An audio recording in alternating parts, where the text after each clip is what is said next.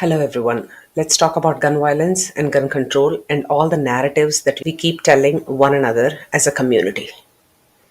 The stories we tell about guns must change. So, this kind of symbolism is equipping teachers with guns, and I think that is what this symbolism is all about. If a teacher has a gun, if they are trained in guns, so they can keep the classroom safe. That is what one narrative is. But teachers already are overwhelmed with doing a lot of things for the classroom, for the children, for the future, and also on top of that, administrative overhead. A lot of teachers oppose this kind of recommendation and these kind of narratives. So let's just go through this Time article. I'll leave the link below for you to understand this thoroughly, but I want to highlight a few points here. Stories can be told in ways that ignore data and perpetuate harmful myths. We keep telling stories of what works, what doesn't work, right? One of them is when seconds count, the police are usually minutes away. So, what kind of idea that sets in the mind when we think of this is if we have protection with ourselves, we don't have to wait for the police to come and rescue us, right? This is the kind of philosophy that is emblematic of Americans' views on firearms when polled by the Pew Research Center in July 2023. Protection was the number one reason people decided to get a gun. Okay, in reality, household gun used to kill the gun owner or their loved ones was far more likely. Okay, this article is very thorough. It backs up a lot of their claims with facts and research and all that, so please check it out. But we have heard of the news of kids, accidentally getting hold of the gun of their own family's gun and accidentally shooting themselves. Yes, as the narrative of the good guy with a gun. Again, I was just telling you, equip teachers with guns so that they can keep their kids safe in the classroom.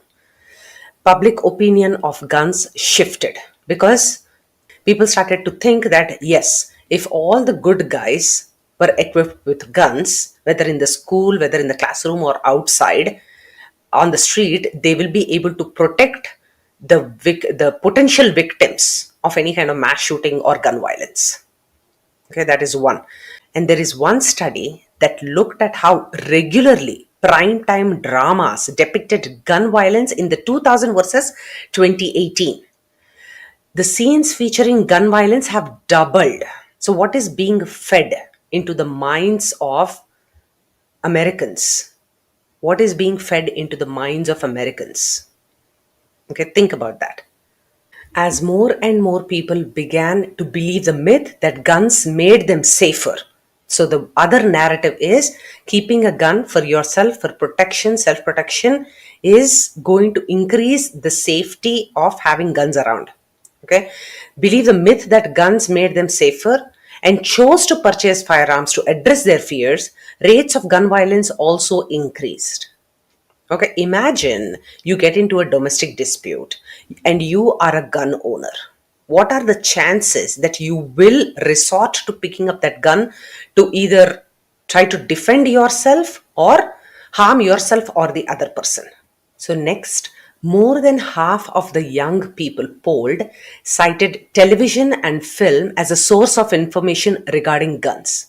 The influence of television and film is particularly strong for young black people who are disproportionately impacted by gun violence. Black children are more than 17 times as likely to die in a shooting as a white child of the same age, according to CDC. We know that hip hop culture, which is the lyrics of which is just so, most of the time, so troubling, and how they advocate for this violence, especially with guns, shooting, and all that stuff. It's just so, it all this makes an impact. So let's go here. So there are some documentaries that are advocating for how to mitigate the gun violence crisis in our country, and they have listed out these documentaries to fuel your fight for gun violence prevention. Okay, so House of Tulip, Guys, I haven't watched this. I'm just putting this out. Even I'm learning, and I want to be able to watch all these to understand what we can do as a community to help mitigate the crisis. Soul in the Garden. I'll paste this link as well. Always in season, Charm City, Newtown. We know what happened in Newtown. We know what happened to all the kids who were gunned down mercilessly by this teenager who had just blown his mother's brains out in her own bed before walking into his school that he had graduated from, elementary school, and he shot those kids. On these platforms like Snapchat and TikTok, what people are trying to do is, especially the project Unloaded, this is one of the things that is trying to reach younger generations, okay, to share the facts about how guns make us less safe without the partisan polarized debate that often comes with talking about guns. So this is the thing, right? 90% of Americans want some kind of gun regulation. They want some kind of gun regulation. Okay, we are not talking about gun ownership. We are talking about regulation. So obviously, this is not a partisan issue, right? So if it was a partition issue, we would not be at 90%. It is literally a no-brainer. So here, Project Unloaded again, it gathered 50 high school students from some neighborhoods of the that were most impacted by gun violence around Chicago public schools. They have run campaigns, social media campaigns that could reach their peers with the same message. And this is what happened. The percentage, after watching all those campaigns, after talking to the peers, after having some debates in classrooms and outside, the percentage of students who said they were definitely or probably getting a gun fell more than 20 points. The argument here is adults might not be able to shift their coffee order. I mean, we are all so like rigid sometimes in our opinions, because especially when we are like years of thinking in a certain way, but kids we have hope. In our 2022 survey, 17% of young people shifted away from the belief that guns made them safer after exposure to simple fact based messages about gun risks. So what is this 17%? It sounds like a very small number, but what they say here is, it only requires that a message stays with enough of its audience that the message can spread organically through peer-to-peer conversation. That is how teen use of cigarettes dropped 20 points in 20 years. A similar shift can happen on guns. Okay, whether this is, if you're still not convinced that this might be the ideal situation that we can all move to, we cannot stop the conversation about gun violence and what we can do through gun regulation, okay, and gun ownership. And regulations is the regulations have to be so strict that a background check has to be done. Mental health screening has to be done for those who want to possess guns. It is that area has been especially debatable. It's just not black and white. It's very, very gray. Anybody can walk into any store and just buy a gun if you have the cash or the money to do so. That is what is the most dangerous thing here.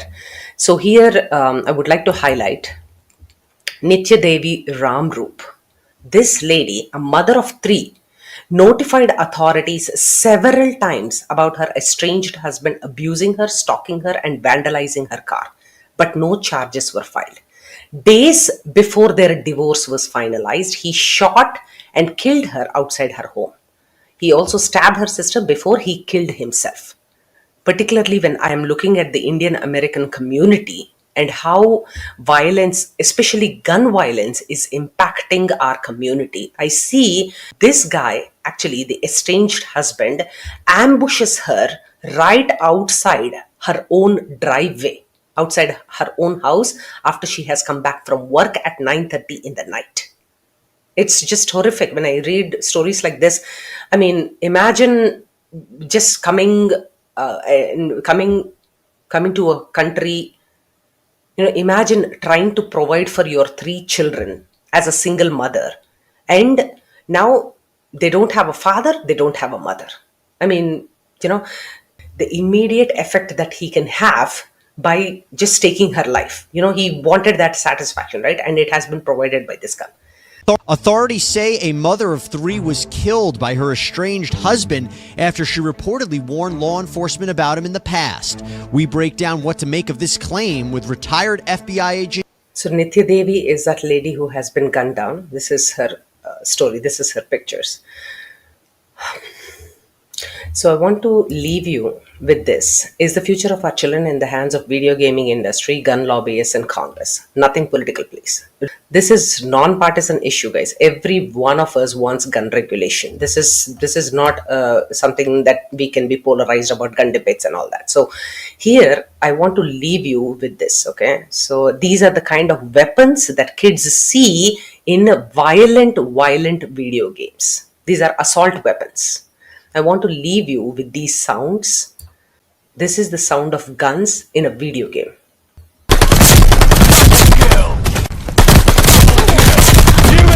Ready.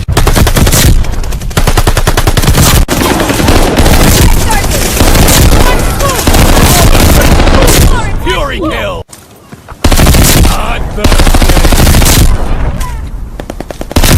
Ready for orders. So you get desensitized when you keep hearing these sounds over and over again. You lose touch with the reality. Imagine children who are playing these and adults who are playing these games. And it's just horrific. Thank you so much.